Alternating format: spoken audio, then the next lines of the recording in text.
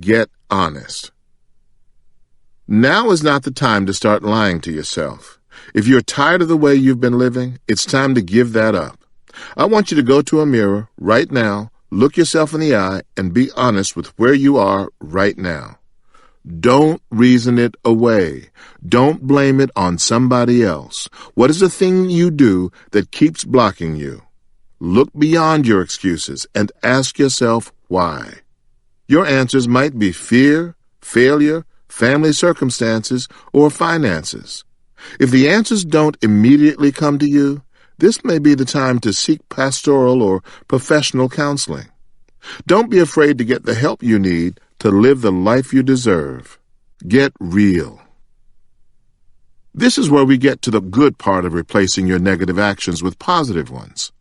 Is procrastination killing you? Replace it with a strategy that will get you into action. Do you refuse to admit when you are wrong? Enlist a partner or a friend to keep you accountable for your responsibilities. Whatever the issue, make a commitment to get real and find positive and responsible replacement actions. Here's the problem with people who think that they have a makeup that they really don't have. If you're asking the question and answering it too, you don't have the real makeup. You don't have the real answer. All you are doing is constantly telling yourself what you want to hear about you. You have to be willing to have a bone-chillingly honest conversation with yourself. The only person you are cheating is you by not being frank about the situation. Get new habits. Once you've become honest with yourself and you identify new actions for tackling your weaknesses, here comes the hard part: changing your habits. Psychologist Jeremy Dean challenges the myth that it takes only 21 days to change a habit. It may take 2 years to fully make a shift in some areas of your life, but that's now 2 productive years for a lifetime of reward. Don't worry about how much time it takes to make the shift. Time is in our favor when we use it productively. Focus your energy on developing your new habits. Just take it one day at a time, and when you get done with one day, I want you to do something revolutionary. I want you to get up and do it again, and again, and again. Pretty soon, this won't just be some new habit you're trying to conquer. This will be your new roadmap for success. Changing your makeup with integrity. I have had so many times in my life when I have had to change my makeup. I had to start becoming a more positive person with integrity to get the job done. I think the biggest shift for me was during a joke writing period. I learned a lot from Richard Pryor. What made Richard Pryor so great was his openness. He was willing to talk about all of it: his growing up around after-hours joints, his catching on fire, the arguments in the car, and his marital issues. That's what made him most effective. When I began in comedy, I was so protective of who I was and where I came from. I was trying to write my jokes in the fashion that others wrote, and as a result, I didn't develop the truth of who I could be as a stand-up comedian. Once I was no longer afraid to open up about me and my truth, things changed for me professionally. Talking about my truth allowed me to expand my material. I was no longer afraid to talk about my mother, who taught Sunday school, or my failed marriages, or my growing up in Cleveland. This was the first time I came face to face with real integrity. As you grow your integrity, one of the first pieces to focus on is learning how to lead. We get too focused on looking to other people at times when the real answers lie inside of us. We have to take the time to recognize our own strengths and weaknesses. I think what makes me effective as a person of integrity on the radio or as a spokesperson is that people know I am going to tell them the truth no matter what that truth is. You don't always have to agree with it, but I'm telling you my truth. I think that people have grown to respect that. Give yourself a real self-evaluation. Improving your makeup also means that you have to be willing to give yourself a real self-evaluation. When I write a joke, I go out on stage, I give a joke 3 shots before I decide to throw it away or keep it. If I tell the joke and it gets a big laugh, I rate that joke a 1. If I tell it and it gets a laugh sometimes, then that joke is a 2. If I tell a joke and most of the time it doesn't get a laugh, that's a 3.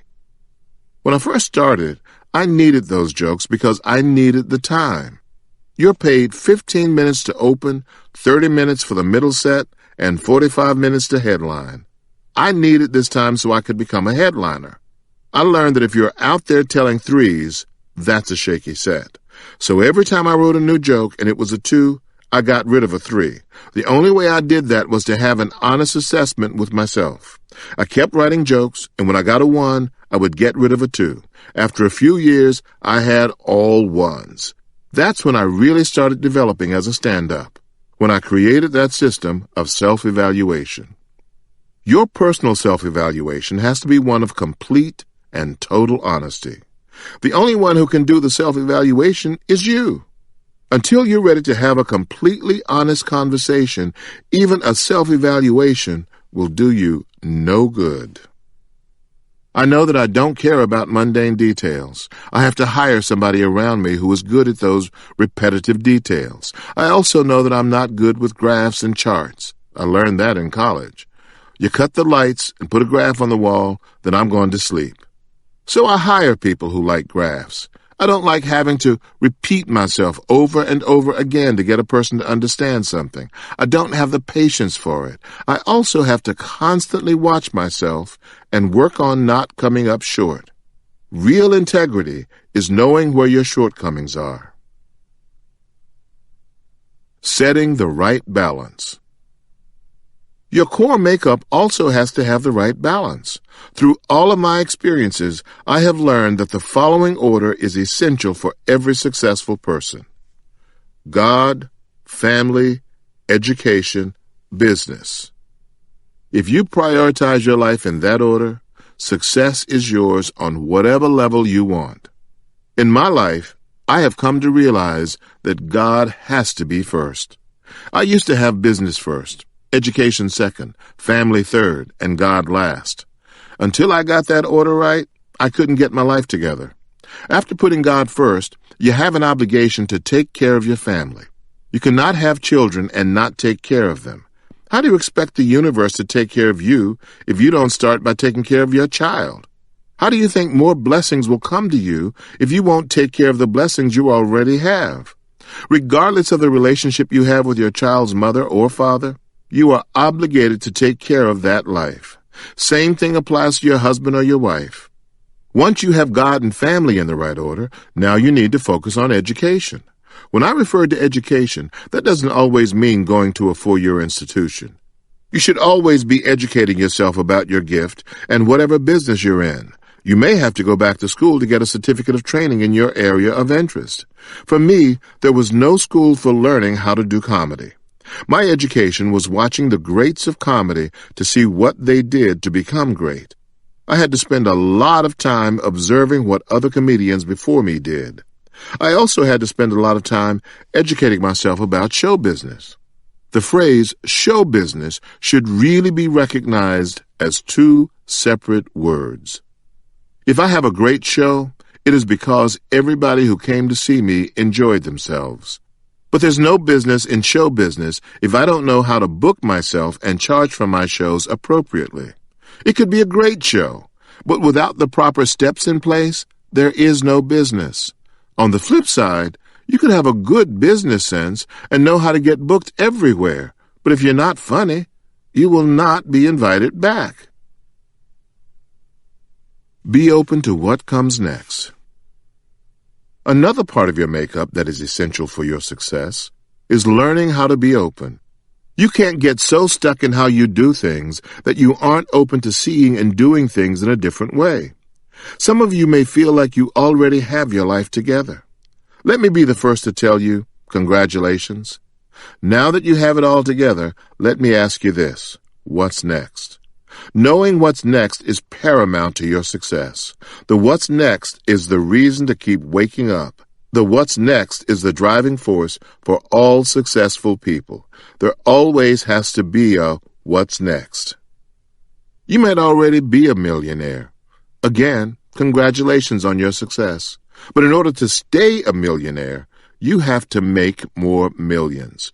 You can't sell the same book. You can't tell the same joke. You can't keep singing the same song. You have to make a new album. So I ask you again, what's next? There has to be a reason to get up tomorrow.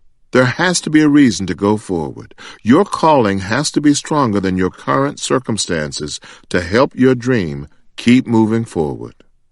What other makeup do you need? Every person's unique gift will dictate how he or she will operate in the world. Someone who specializes in working with children will need to be patient and caring, while stockbrokers will need to be sharp, exact, and quick on their feet. If you aren't sure what traits you need to work on, think about the skills for which people give you the most compliments. Are you good with details, great with connecting with new people, or know how to set up a good meeting?